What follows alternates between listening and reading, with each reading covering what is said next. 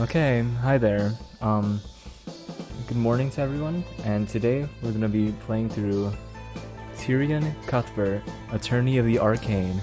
Now, this is just the demo of the chapter 1, but I saw it online and I thought it might be interesting, so I will be playing through it. I believe it's pronounced Tyrion Cuthbert from my intensive research online, but yeah, so let's get started. Okay.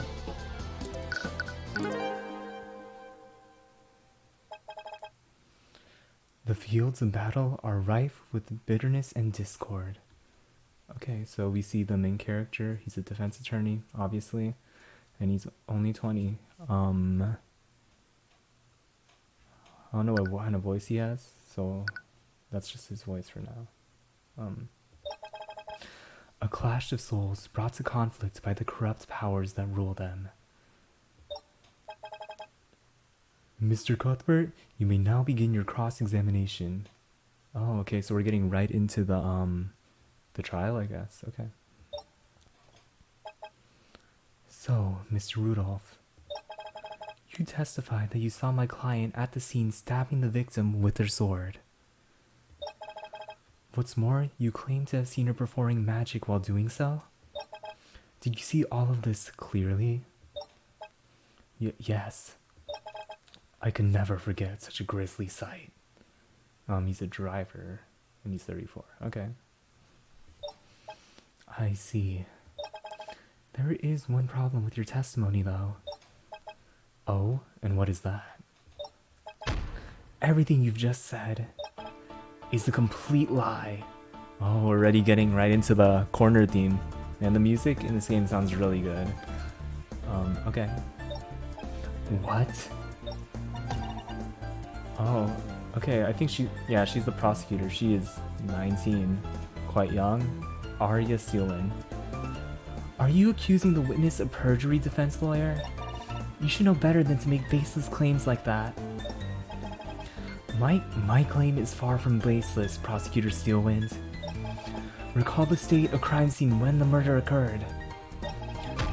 There's no way that the witness could have seen anything during that time, much less a murder.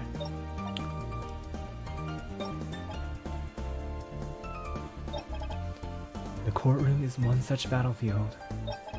A clash between lies and truths, corruption and justice. It is here that we lawyers fight for the souls of our clients. And it was here that my journey began.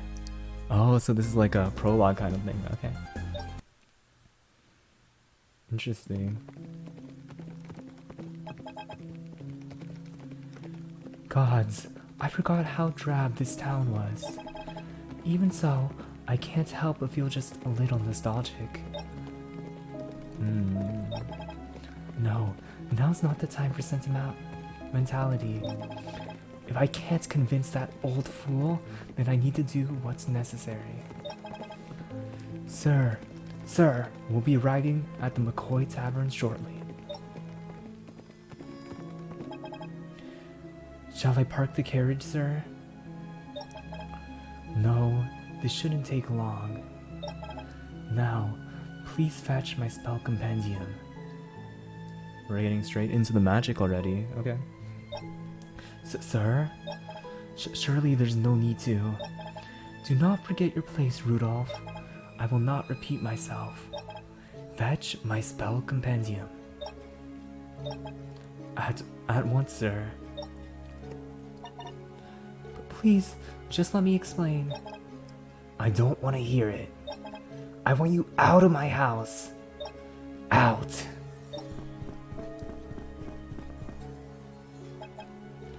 That girl. That was the old man's daughter. Rudolph.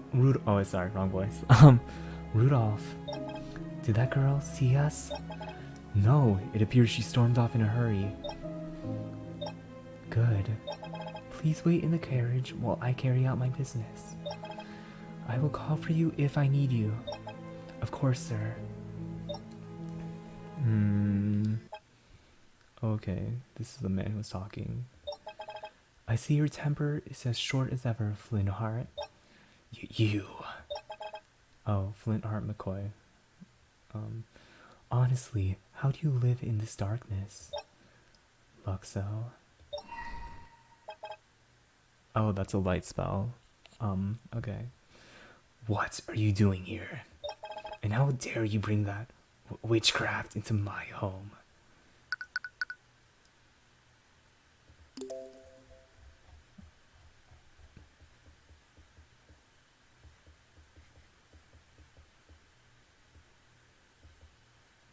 Oh, sorry. I just wanted to check something. Okay. He's unemployed and he's 46. You have been quite busy lately. Your rallies against the nobility have gained quite a lot of support. Too much support for my family's liking. And what? You came all this way to convince me to stop? I'll give you my word. If you stop spreading dissidence, no harm will come to you or your family. Oh, now you care about my family. Did you care about my family when you shut down my livelihood? Oh, you see, I was wondering why he was unemployed, but that adds up now. Okay, Did you care about my family when your father threatened my parents? Did you care for my family when you killed my sister? Flintheart, please. As someone you once called a friend, I'm only going to ask you one time. Friend? Friend? I'll be dead in the ground before I ever call you a friend. I hope my voices are good. I don't know. I haven't really done this before, but get out of my inn. I don't have time for your games. Oh no. Unfortunately, I don't think you'll have much time for anything. Gah!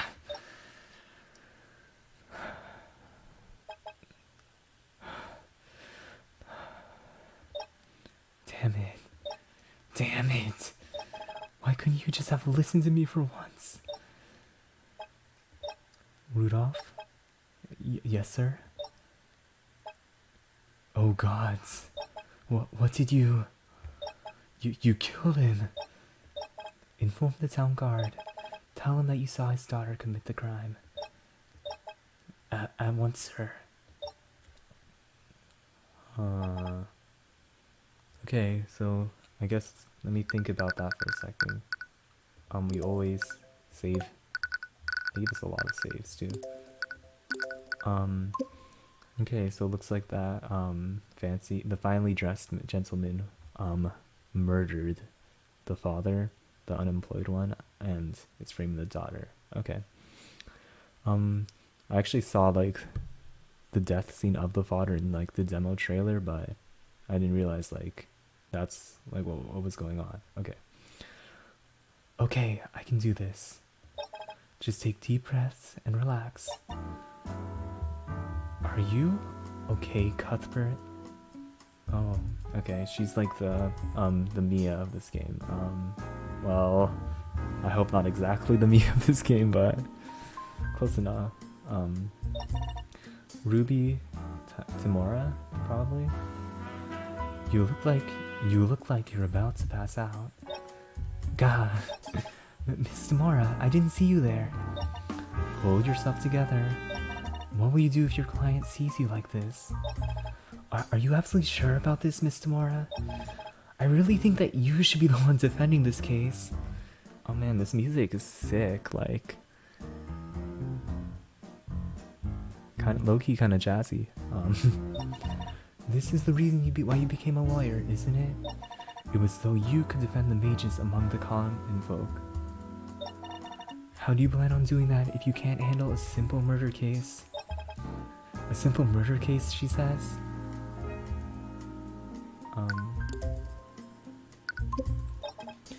Can't I start smaller? I could defend someone accused of magical parking violation or something. This is like the same exact energy as Phoenix. Here comes your client. Try not to look so tightly wound. Aw, I like her design. She's yeah. Wow, she looks absolutely depressed. Hi there. My name is Tarny. My name is Tarny, and I'll be your Atreon today. What? What? I mean, I'm Tyrion Cuthbert. I'm going to be your lawyer in the trial today. Oh, I'm Celeste. Celeste McCoy. Oh, her name is Celeste. Like sun. And she's a mercenary? Wait, excuse me? Okay. Take some time to get acquainted with each other. I'm going to make some preparations before the trial. Oh, okay, nice. So we have, I don't know what all these, okay, let's examine first. It's a bench. I'd sit down if I weren't so tense right now. Okay, these doors lead to the courtroom. Oh god, I think I'm going to start hyperventilating again. Okay, same thing. Oops. Can we examine anything else? No. Okay. Let's see. I guess talk. Can we present? We don't have a badge? No. What kind of? Well, it's not Phoenix Wright, but what kind of attorney game where can you not present your attorney badge? Okay. Let's start here. I'm sorry. This must all be really frightening for you right now. It's okay, but I just don't understand. How could they think that I'd do something like this? That's right. The victim in this case is her father, isn't it? They must have arrested you because you're a mage. Is there some kind of discrimination against mages or something? Oh yeah, she's the only one I've seen with an Arcane art so far. What?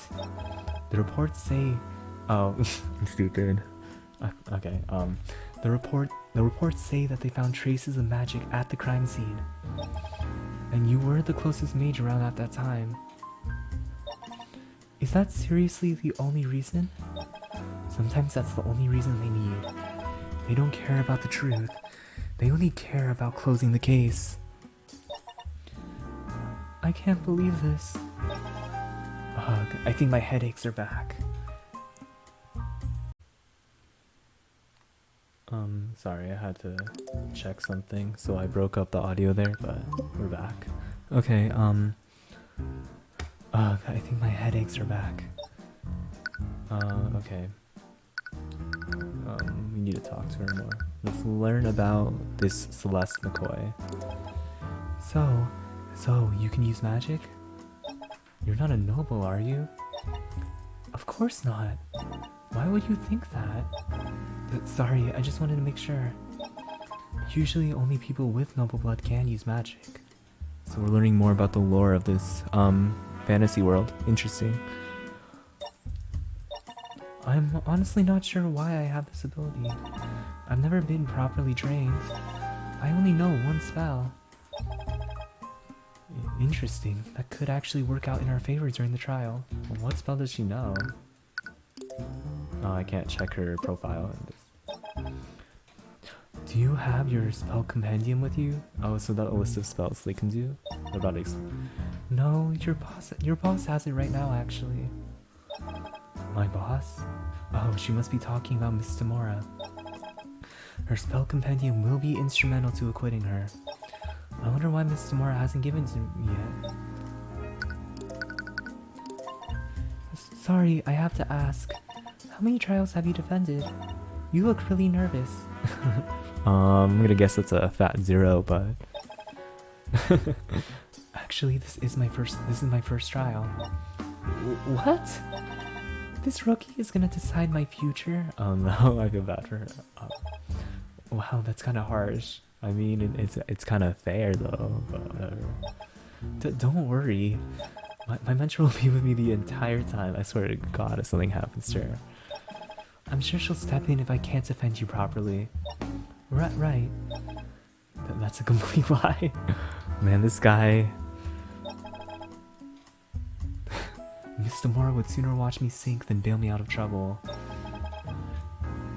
Oh, this is the bailiff. Miss McCoy, please proceed to the courtroom with your defense team. The trial is about to begin. Alright, here goes nothing. Okay. That's the judge. Okay. That's quite interesting. He looks like Benjamin Franklin or something. Court is now in session for the trial of Celeste McCoy. The prosecution is ready, Your Honor. Okay, I really like her design though. Of the prosecutor, Arya Steelwind. I'm okay. Oh, she's a mage as well. Oh, the defense is also ready, Your Honor. Very well. Let's begin the proceedings. Prosecutor Steelwind, could you please list the charges? The defendant is Celeste McCoy, a mercenary for hire. She's charged with second-degree murder and negligent misuse of the arcane arts. Wait, is the only spell she knows like an attacking spell or something? That'd be so unfortunate. I see, so the defendant in question is a mage. Yes. The crime occurred inside of the McCoy Tavern, a local inn that was shut down years ago. The locals reported hearing a loud commotion coming from the building. Hours later, a carriage driver happened to enter the tavern. It was there that he found the victim, who was impaled with the sword owned by the defendant. Oh well, wasn't it like actually glass or something like that? He was holding the bottle, so... Here is the autopsy report and a record of the sword. Oh wait, actually I don't remember, never mind. Transmutation. Died after being stabbed from behind with a magical blade. Fatal wound shows heavy trace of transmutation magic. Stabbed from behind? But with transmutation. Transmutation's like transforming, right? They'll probably explain it. Celeste sword. The alleged murder weapon. It's an ornately designed sword but has no magical properties.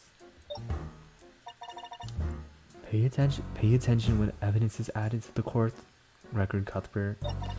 A single piece of evidence could be the difference between victory and defeat.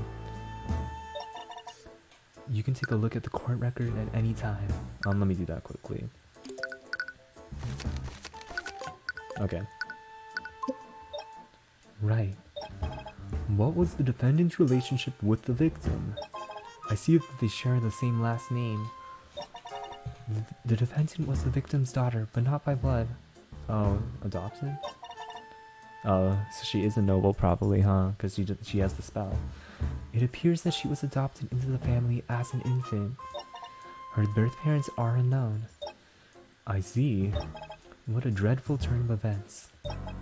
So, she was adopted. That explains why she can use magic even though her family lives in the sticks. To begin, the prosecution would like to call Commander Orem White? Would like to call Commander Orem White to the stand. Is this the... Oh, he's like her boss. Like the defendant's boss, probably. Witness, please state your name and occupation for the court. Name's Orem White. I'm commander of the Department of Arcane Inquisition. That's a mouthful. We personally investigate crimes perpetrated by mages. Now, Commander, please tell the court the details of what transpired. Yeah. Oh, is this a cross-examination? Let's go. We got a call late at night. Someone discovered a dead body inside the McCoy Inn. When we arrived on the scene, we found Flintheart McCoy dead on the floor, with the defendant's sword still inside of him. God, this music is a banger. We have several witnesses who heard the victim and defendant in a large argument before the body was discovered. Oh, I think we walked into the argument during the the introduction. I guess their argument turned ugly, because the defendant killed the victim using her magic sword. That's not a magic sword. Okay. Isn't this really bad? One of her possessions is the murder weapon. Cuthbert, it's time to cross-examine the witness. Find the inconsistency in his testimony and present it to the courtroom. There was an inconsistency there? For your client's sake, you better hope so. That testimony was pretty damning. If you can't find the contradiction in the commander's testimony, this trial will be over very quickly. But nothing sounded wrong with what he said. Remember what I taught you? Carefully examine and dissect his testimony. Look at each statement he made, then check the court record for the piece of evidence that contradicts that statement. I think it's the magic sword one, isn't it? Yeah. Once you found the correct piece of evidence, present it to the contradicting statement. So this is basically a tutorial. I mean, that's pretty standard for Phoenix Wright. Alright, I'll try. Oh, that's sick.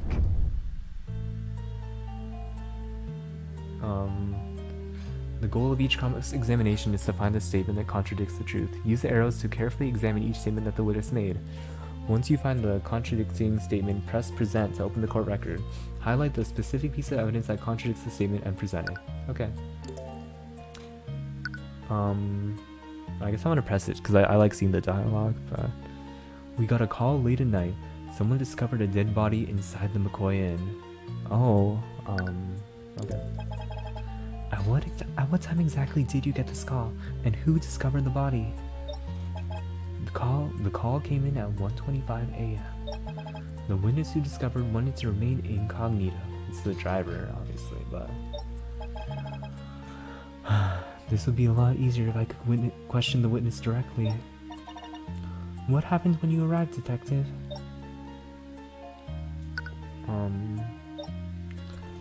We have several witnesses. Actually, I don't need to reread this. We read this earlier. How did they know it was my client and the victim that were arguing? There's no doubt that it was them. They both got pretty loud. Witnesses nearby were sure they heard the voices of those two. It must have been an intense argument if they were that loud. I wonder what they were arguing about. Argument turned ugly. That's conjecture. Weren't there plenty of people around who could have committed the crime? The tavern has been closed. The tavern has been closed for years. The defendant and the victim were the only ones there before the body was discovered. Plus, the murder weapon definitely belonged to her. You'll have to do better than that. Present concrete evidence if you want to contradict what he's saying. Right. But I know that there's something off about what he just said. That is definitely Miss Steelwind's sword. I agree. Then, did she really do it? Is that really all it takes for you to lose confidence in your client, Cuthbert? You talked to her, didn't you? Do you honestly think that poor girl killed her father in cold blood? Sorry, you're right. But how do I prove him wrong then? The commander is sorely mistaken about one detail about how the murder occurred. One of the statements in his testimony contradicts the evidence. Find that statement and present the piece of evidence that contradicts that statement. Okay, well, we know it's the magic sword one. It's not magic. Okay. There's no objection line. Okay. Objection! Commander White, you said that the victim was killed using the defendant's sword. Am I correct? Yeah, what about it? I'm sorry, Commander. But the defendant's sword couldn't have possibly been the murder weapon. What are you talking about, kid? The sword was inside his body. Of course, that's what killed him. That may be the case, but take a look at the autopsy report. The fatal wound shows heavy traces of magic. So please tell me, Commander, how would a non-magical sword leave traces of magic on the body? What? Okay. She's interested. If there's a magical trace on the wounds, it would have needed to be in contact with something magical. My client's sword may look fancy and expensive, but it's entirely non-magical. That doesn't make a lick of sense. If the sword didn't kill him, then why was it in the body? Yes, I find that quite strange as well. Do you have an explanation for this, Mr. Cuthbert? Well, there's only one reasonable conclusion, Your Honor. The wound was created magically, and the sword was shoved into the wound afterwards. What the hell are you talking about, kid? The defendant is a damn mage. She could have easily killed the victim using magic. Why would she kill the victim using magic and then stab him with her sword? She would just be incriminating herself. No, if anything, this series of events proves one thing. Someone used magic to kill the victim, and stabbed my client's sword through the wound to frame her. Oh. Things are already spicy. Oh. Objection. Don't get ahead of yourself, you amateur. What? What do you mean, Prosecutor Steelwind? The defendant is trying... Oh, wait. Sorry. The defense is trying to spin quite the ridiculous tale. He claims that a third party committed the crime and used the sword to frame the defendant. But wouldn't the simpler explanation be this? Magic was being channeled through the sword at the time of death. Commander, please explain to the court how the defendant's magic was used in the murder. Alright, I think I see where you're going with this.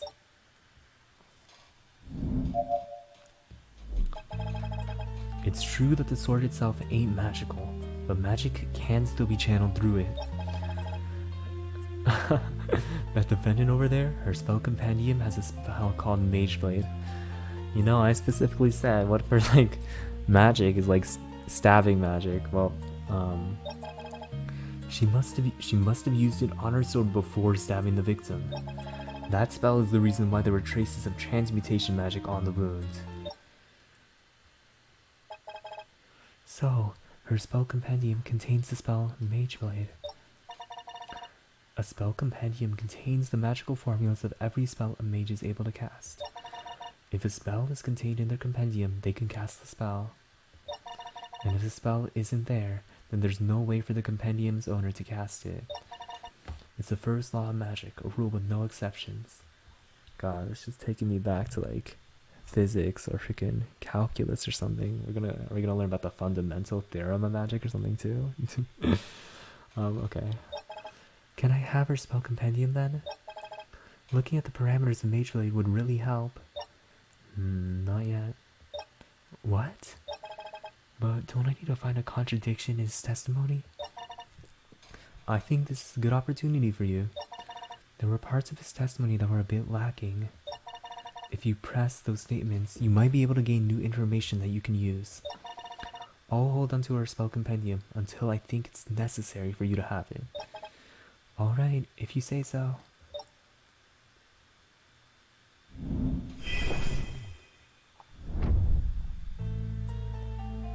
During cross-examinations, you can press to question the current statement. When you do this, Tyrion will ask the witness to elaborate on that statement. Doing this can introduce new information into the witness's testimony and give you the contradiction you need to move on. It's true that the sword itself ain't magical, but magic can still be channeled through it. I mean, I guess we'll just press everything, right? Are you saying that my client used a spell and channeled it through her sword? There are a vast number of spells that operate like that. Spells from the School of Transmutation are almost always channeled through an object. Oh, I guess there are all kinds of spells out there. He'll probably explain the spell now. Mage Blade. It's a transmutation spell that fortifies the sword, making it sharper and deadlier. Oh, okay, hence the transmutation. Alright, that adds up. Okay. It's mainly used by swordsmen to cut right through an enemy's plate armor. Oh, I see why she's a mercenary then. That's terrifying. Wouldn't it be excessive for my client to use a spell like that on the victim? I highly doubt that he was wearing any kind of armor at the time. The victim and defendant were in an intense argument. Perhaps she used the spell in a fit of rage. It was a crime of passion, after all. That theory is quite a bit far-fetched, but I'll need some concrete evidence to disprove it. Okay, we'll press this next. Well, why would she do that? Her sword alone should have been more than enough to commit the murder. Oh, this is kind of the same as the last one. Mages are always looking for an excuse to throw their power around. Okay, so it seems there is kind of some kind of, I guess, tension between mages and non-mages. There's no rhyme or reason to it. Isn't that just your own personal bias, Commander? We don't need to understand why the defendant did what she did. The fact of the matter is that magic was present at the crime scene. Do you have proof that those traces weren't left by your client? Oof. That's what I thought. Dang, she's unrelenting. That spells... okay. Wouldn't that have created traces of magic on the ground too? How so? Well, let's say we follow the prosecution's theory. That would mean that the victim fell to the ground with the sword still inside him. Mageblade would still be affecting the sword, right? It would definitely leave a magical trace on the ground after making physical contact with it. We're already way ahead of you. We had our people scan the crime scene, and we found traces of transmutation magic on the ground just like you said. Oh. If you still don't believe me, I have a picture of the crime scene right here. Oh, well, at least we get more evidence from this.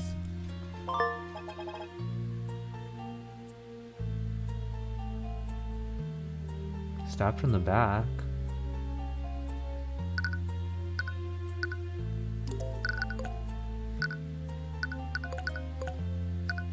Well, he's definitely stabbed from the front, right? I'm not tripping. Looks like there are traces of magic on the ground. But this shape is a little weird, isn't it? I wasn't aware of this photo of the crime scene. Why wasn't it brought to my attention?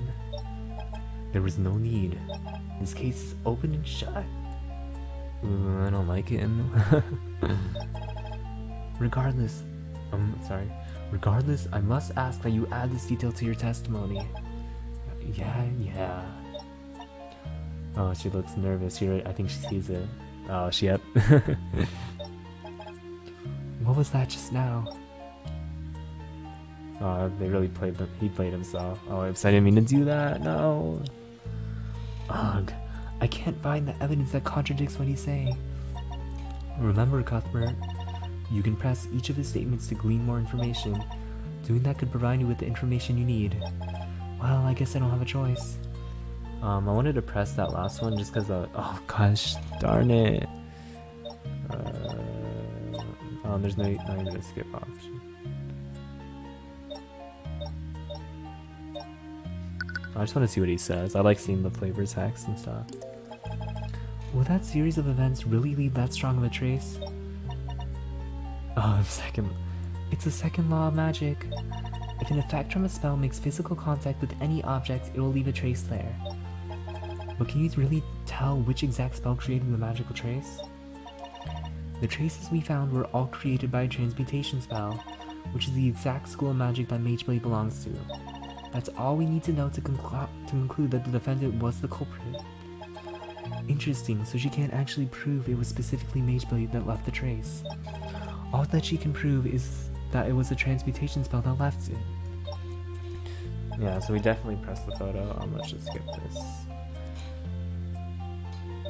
Okay.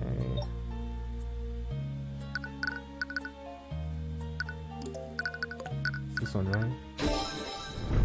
Objection. I'm sorry, Commander White, but it seems like you made another glaring contradiction. Oh yeah? And what's that? You said that my client stabbed the victim from the front. Am I correct? Yeah, you can see it plain and simple in that picture. So, where's your contradiction? That's just the thing, Commander. Why don't you take a look at the autopsy report? If the photo shows that the victim was impaled from the front, then why does the autopsy report say that he was impaled from behind? What? Oh yeah, she's not happy about that. I don't know. I wonder what blade's on him. That's interesting. Why wasn't this photo brought to my attention before the trial? You were supposed to release everything that you had to me. Oh, maybe they don't like her because she's a mage too. That'd be kind of unfortunate. There was no need. There was no way it could have been anyone other than that damn mage girl. Oh no. Things are looking good for us. Order! Order! Order in the court. I will have order. Mr. Cuthbert, what is the meaning of this? I'll tell you what the meaning behind this is, Your Honor. As the autopsy report states, the victim died from a stab wound originating from his back. But this crime scene photo proves another indisputable fact.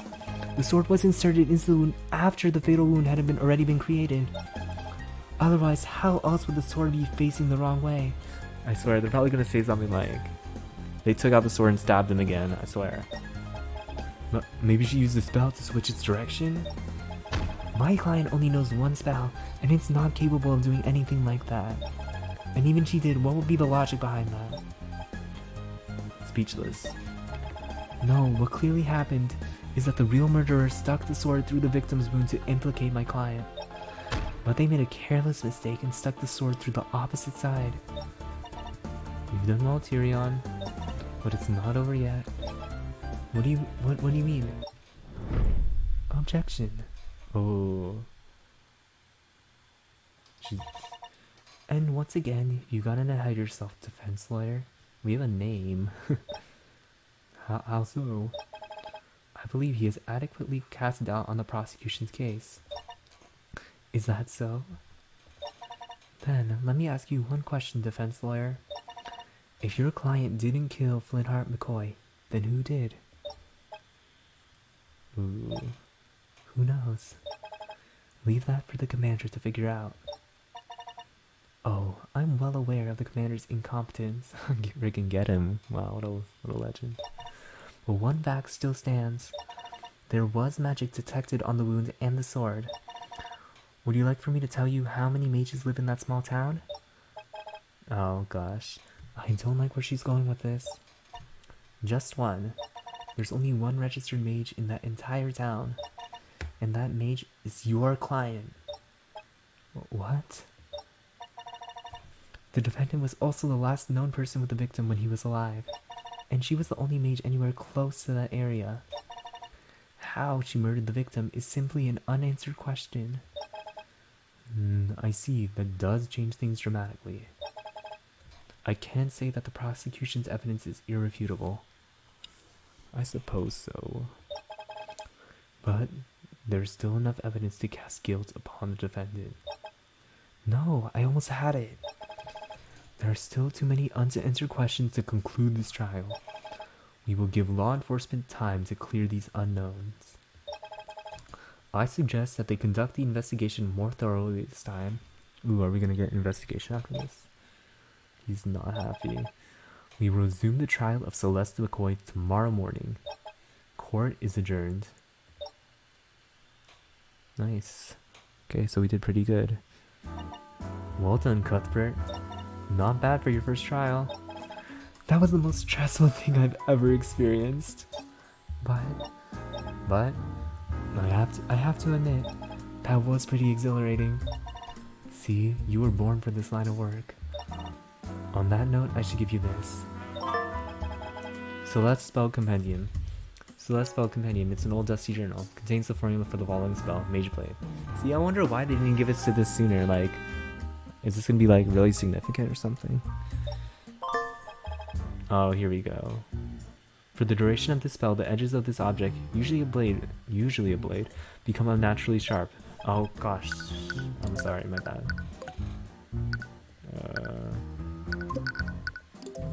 God. Oh, okay. Making it more effective at slashing through tough material. While under the effects of this spell, the object emits a yellow radiant glow. The target object must be no longer than a 5-foot cube. Oh, I mean, that's still pretty big. Like, you could fit like a short person in that box. So I think it's related to like the glass thing, because he was holding a glass. But how did he get stabbed by it? In the back too, he was holding it. I don't know. Interesting. I need to fix. I skipped something. Oh no, the text log is glitched. Oh my gosh.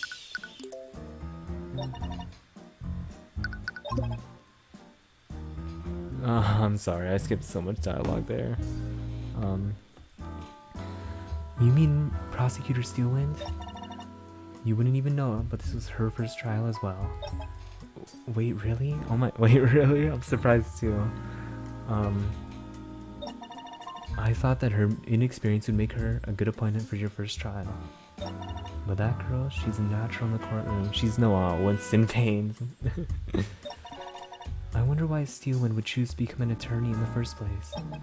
What do you mean? The Steelwinds are a powerful noble house, hence why she's a mage. Of the aristocracy, they're probably the closest to the royal family. The members of their house usually take high-ranking positions in the kingdom's military. So there's a military, but there's also... Interesting. Okay. It's a bit strange that she chose to become a prosecutor despite that. Steelwind. Why does that name sound familiar? Well... Oh wait, what was that expression? Well, anyways, it's best that you focus on the current trial. You have about a day until court resumes tomorrow.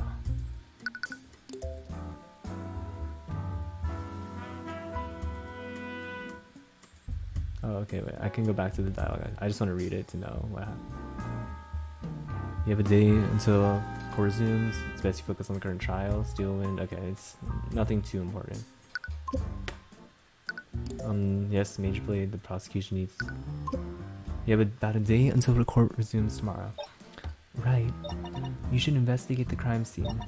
I wouldn't be surprised if the Inquisition missed something there. Inquisition is that the investigation force here? Yeah, I can't believe Commander White conducted such a shoddy investigation. Don't expect them to make that mistake again. They'll be more wary of you after how much you embarrassed them today. We should also talk to our client. You mean Celeste? She didn't say a word about that argument with her father. It might be something worth looking into. True. I wonder why she wouldn't mention something that important. Well, I mean... I can understand that. Go out there and get the tools you need for our client's acquittal. Her fate rests on your shoulder. Right. Oh, okay, we hit a saving point. And with that, I think we can call off the first episode of the series. So far this demo is like, it's pretty in depth, like honestly. Like the art is really good, the music is actually bangers, and the murder, I mean, this mystery doesn't seem too complicated given that it's the first case, but yeah, and I like all the characters so far, at least in terms of design, other than like the murderer and the driver maybe, but okay. Yeah, so I guess thank you for watching and tuning into this first episode of Tyrion Cuthbert, Attorney of the Arcane. Okay, well, good night everyone, and thank you for watching. Peace.